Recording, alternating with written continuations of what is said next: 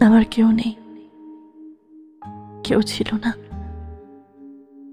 এটা অভিমানে না, অনুভবে বলছি। যারা এসেছিল আমার জীবনে তারাই আমাকে আরো ভেবে পথ চিনে বাড়ি ফিরে গেছে।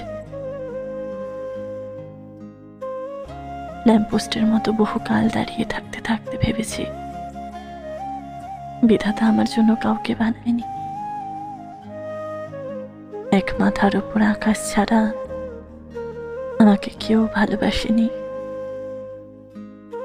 প্রচন্ড তৃষ্ণায় কথা বলার জন্য যখন প্রিয় মানুষটা খুঁজেছি তখন হাতড়েই দেখতাম, শুনলাম নীরবতায় একটা মাথার উপর চাঁদ দাঁড়িয়ে, তাও অন্যের আলোয় আলোকিত।